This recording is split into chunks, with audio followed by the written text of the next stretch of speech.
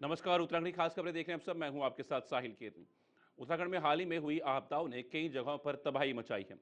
तरकासी और संगली में धराली हुई, स्यानाचट्टी में जलभराव से लोगों को भारी परेशानी का सामना करना पड़ा और पौड़ी के सांजी गांव के आसपास भी आपदा से नुकसान हुआ है।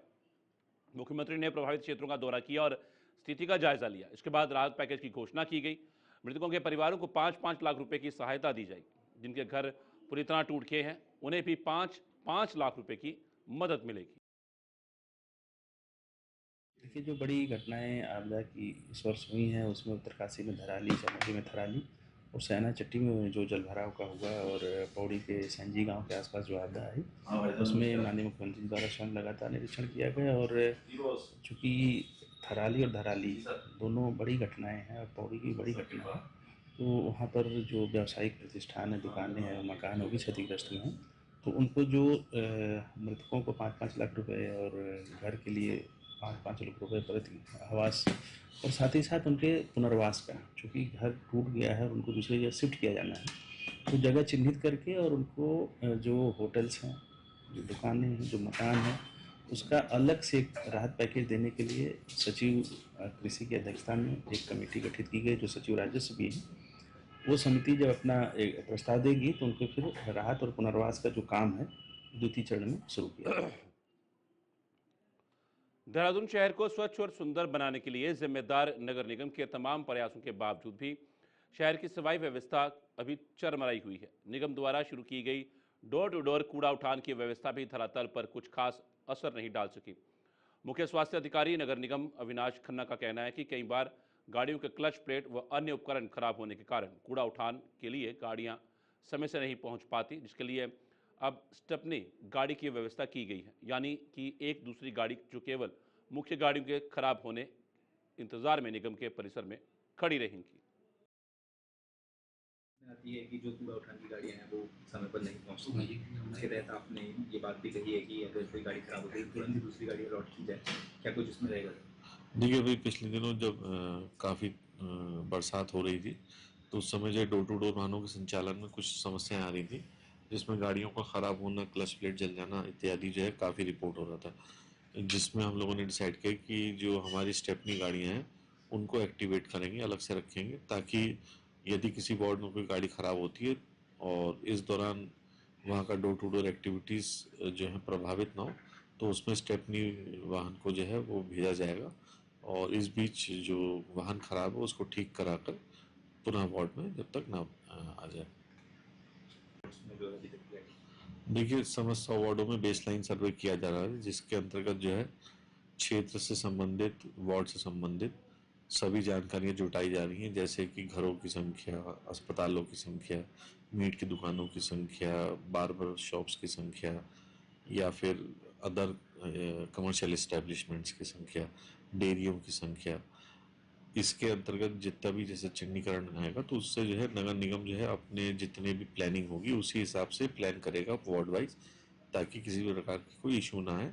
और साथ ही साथ मदद मिलेगी हमें अपने जो डोर टू डोर चार्जेस होते हैं उसमें जो है किस प्रकार से हम लोग कलेक्शन कर सकें। और साथ ही साथ इसमें बेसलाइन सर्वे से सबसे बड़ा जो फ़ायदा होगा वो ये होगा कि जो स्वयं सहायता जो समूह है उनको भी जो है एक रोज़गार का अवसर इसमें। उत्तराखंड में बारिश के मौसम में कई चुनौतियां देखने को मिल रही हैं। इस बार भारी भूस्खलन और नदियां नाले उफान पर आने से सड़कों की कनेक्टिविटी पर भारी असर पड़ा है। अब तक पीडब्ल्यूडी डिपार्टमेंट को बरसात में 350 करोड़ से अधिक का नुकसान हुआ है। सड़कों का सबसे अधिक नुकसान उत्तरकाशी जिले में है, जहां भागीरथी और यमुना नदी ने सड़कों को अपने अंदर समा लिया है। उत्तरकाशी के हर्षल और श्यानाचट्टी में झील के कारण सड़क की कनेक्टिविटी पूर्ण रूप से बंद है, जिससे गंगोत्री और यमुनोत्री धाम की यात्रा पर ब्रेक लग चुका है। उत्तरकाशी के हर्षल में करीब 3 हफ्तों और श्यानाचट्टी के कारण 1 हफ्ते से अधिक समय से दोनों यात्रा बंद हैं। यात्रा रूट हो या चाहे ट्रांसपोर्ट हो, क्या स्थिति है इस समय लगातार बारिश?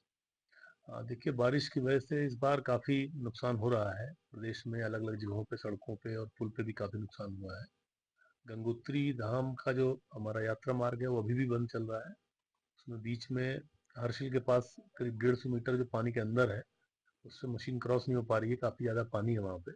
उसके लिए मैंने आज एक टीम भेजी है पीडब्ल्यूडी से। मुख्य सचिव महोदय ने निर्देश दिए थे कि बीआरओ की टीम के साथ साथ पीडब्ल्यूडी भी अपना काम करे और कोई ऑल्टरनेटिव अगर रास्ता निकलता है उस पर काम शुरू किया जाए। तो हमारी टीम भी आज पहुंच रही है और हम ऑल्टरनेटिव रास्ते पे काम करेंगे। कोशिश करेंगे कि जो दूसरा कोई रास्ता अगर निकल सकता है तो उसको हम लोग बनाएं। जैसा आप जानते हैं, यमुनोत्री का जो रास्ता है उसमें भी सियाना चट्टी के पास एक नाले से काफी मलबा आ गया था। उससे एक झील बन गई थी, आर्टिफिशियल झील बन गई थी। बीच में उसको हम लोगों ने खोल दिया था, लेकिन दोबारा से फिर से बन गई। तो थोड़ा वहाँ पे प्रॉब्लम अभी भी चल रही है और मलबा लगातार आ रहा है, तो उसकी वजह से हम लोग ज्यादा काम कर नहीं पा रहे हैं उसमें।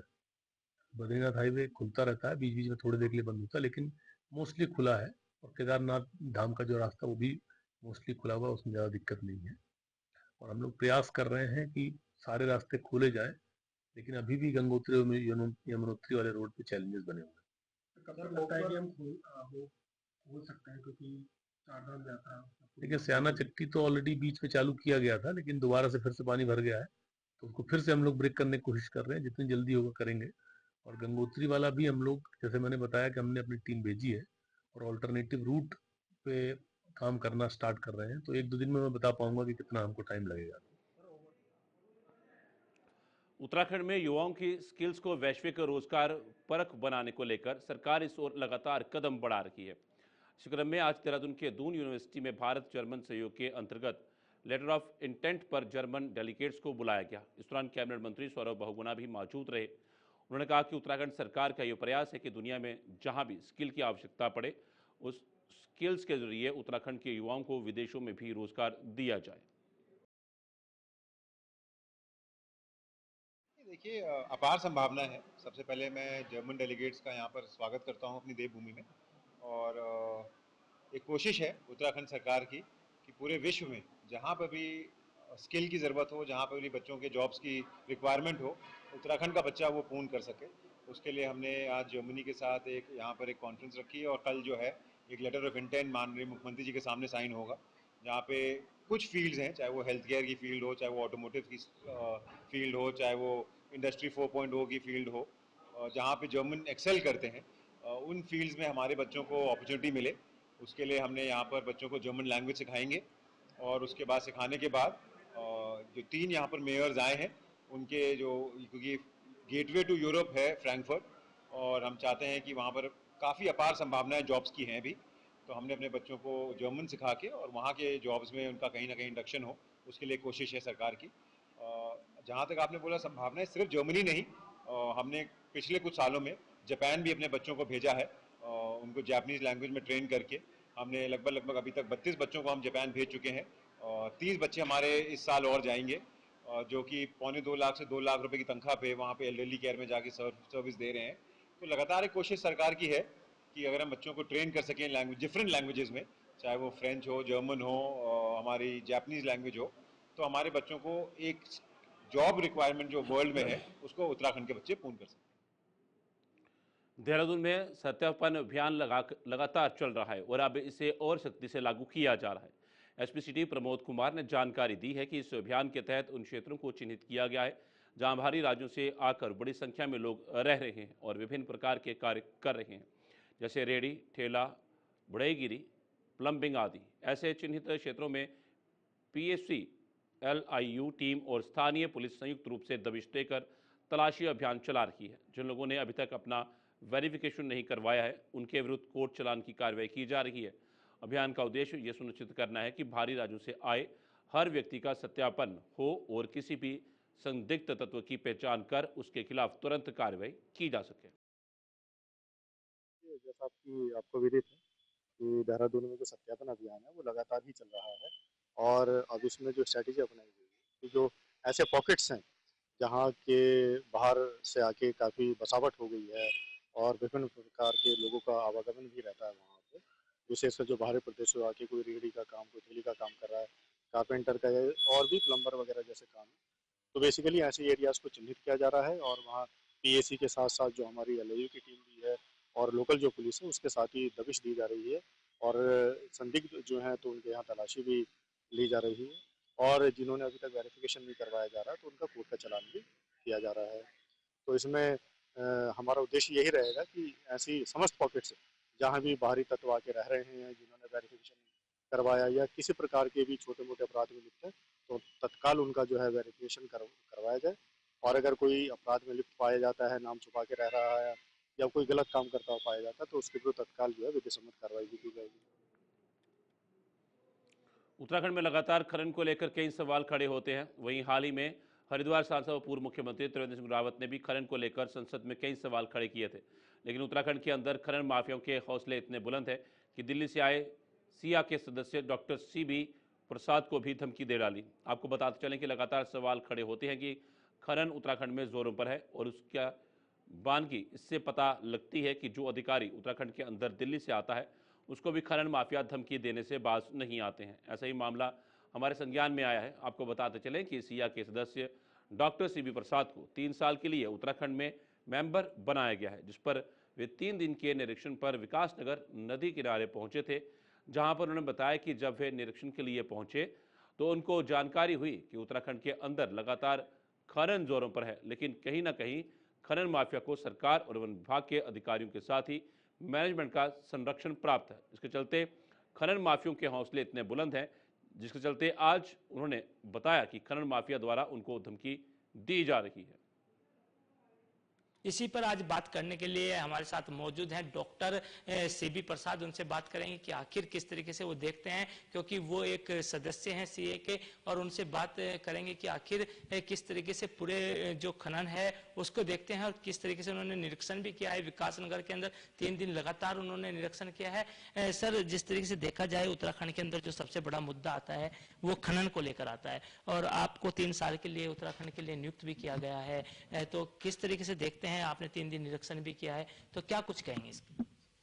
देखिए, खनन उत्तराखंड के लिए केवल समस्या ही नहीं बल्कि समाधान भी है। खनन से आर्थिक काफी यहाँ पर मदद मिल सकता है उत्तराखंड सरकार को, यदि इसको अच्छी तरह से इसका उपयोग किया जाए। लेकिन देखा जा रहा है क्या कि खनन के जितने भी मैक्सिमम लोग इसमें इन्वॉल्व हैं, वह कुछ निजी हितों के ही लिए नहीं बल्कि इसके सामाजिक हितों के लिए ज़्यादा कार्य नहीं कर रहे हैं। निजी हितों के लिए ऑफिशियल्स के साथ, खास करके फॉरेस्ट और माइनिंग ऑफिशियल्स के साथ मिलकर के काफ़ी ही यहाँ गड़बड़ी कर रहे हैं।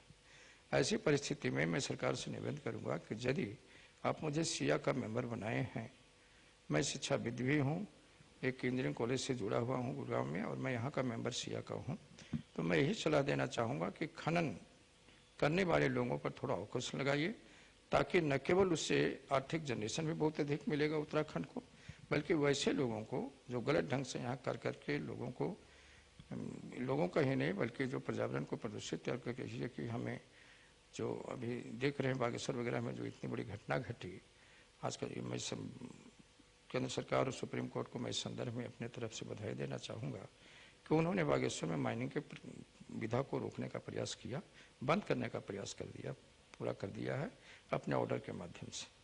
अगर इस तरह की बातें सब जगह अगर किया जाएगा तो शायद मुझे लगता है कि बहुत जगहों पर उत्तराखंड में इस तरह की कोर्ट को और NGT को अपने तरफ से निर्णय लेना पड़ेगा।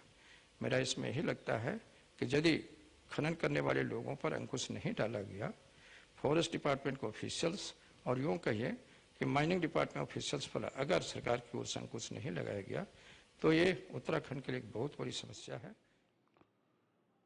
हरिद्वार जिले में जमीनों की हेराफेरी करने और कई अन्य मामलों में प्रवीण वाल्मीकि गैंग के सदस्य पार्षद मनीष बॉलर और उसके साथी पंकज इस्टवाल को गिरफ्तार किया गया है। STF ने कुख्यात गैंगस्टर प्रवीण वाल्मीकि और उसके भतीजे मनीष बॉलर, पंकज इस्टवाल समेत 6 लोगों के विरुद्ध मामला पंजीकृत कर मनीष बॉलर और पंकज इस्टवाल को थाना गगन नहर से गिरफ्तार किया है। STF के वरिष्ठ पुलिस अधीक्षक STF नवनीत सिंह भोलर बताता है कि पिछले कुछ माह से गोपनीय सूचनाएं मिल रही थी। STF के अनुसार पार्षद मनीष बॉलर लंबे समय से प्रवीण वाल्मीकि गैंग से जुड़ा हुआ था। गैंग का सरगना प्रवीण वाल्मीकि इस समय सितारगंज जेल में बंद है। हाल ही में इस गैंग ने कुछ इन्फ्लुएंसर्स समेत कई लोगों से रंगदारी मांगी थी। इन्हीं मामलों के आधार पर मनीष बॉलर की गिरफ्तारी हुई। पार्षद मनीष बॉलर का आपराधिक इतिहास रहा है और वे पहले भी हिस्ट्री रह चुका है। फिलहाल STF ने अवैध रूप से करोड़ों की संपत्ति की फर्जी तरीके से पावर ऑफ अटॉर्नी के कागजात बनाकर हेरफेर करने का आरोप है। उस हिसाब से ही बताया मैंने। प्रवीण वाल्मीकि ज्ञान का जो सदस्य था जिसको आज आपने अरेस्ट किया है, जेल से ही क्या ये पूरा ज्ञान चला रहा है? प्रवीण वाल्मीकि काफी समय से जेल में निरुद्ध है, स्टारगंज जेल में है वो, और 6 मुकदमों पे उस पे कन्विक्शन हो रखा है। तो अभी ये जो मनीष बॉलर जिसको अरेस्ट किया गया है पंकज ईस्टवाल के साथ, ये उसका अभी जितने उगाई के काम है और उसके वाल्मीकि गैंग के जो काम है ये सारे ये देख रहा था, और इसी पर एक शिकायत प्राप्त हुई थी जिसमें कि जांच में कुछ तथ्य प्रकाश में आए, और फिर उस जांच के आधार पर ही एसटीएफ द्वारा गंगनहर पुलिस स्टेशन में केस रजिस्टर किया गया, जिसमें कि 3 फर्जी रजिस्ट्रियां इन लोगों ने कर रखी हैं। और जो पीड़ित परिवार है वो इनकी डर की वजह से गुमनामी में रह रहा था, उनको लोकेट किया गया और इसके तहत इनकी अरेस्टिंग हुई है। और इसमें एक महिला को इन्होंने खड़ा करा है और उससे 3 रजिस्ट्रियां कराई हैं अलग अलग नाम से उसी महिला को बनाकर। मंगलौर स्थित गुड़ मंडी में भारतीय किसान यूनियन के कार्यालय पर किसानों ने मीटिंग का आयोजन कर बहादुराबाद टोल प्लाजा पर चले किसान आंदोलन को लेकर समीक्षा बैठक की।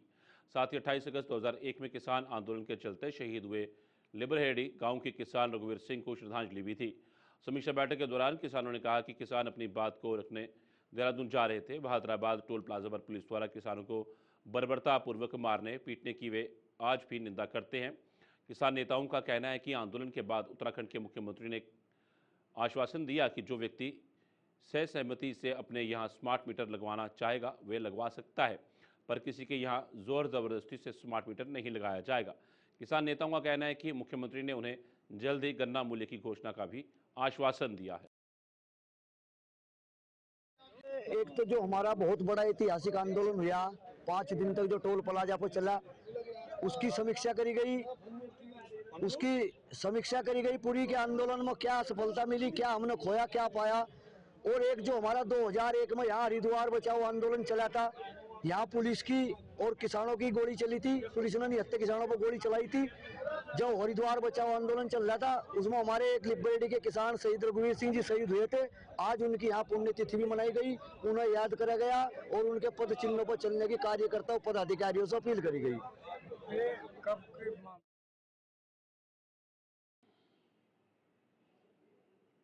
उत्तराखंड की खास खबर में फिलहाल इतना ही। दीजिए इजाजत, नमस्कार।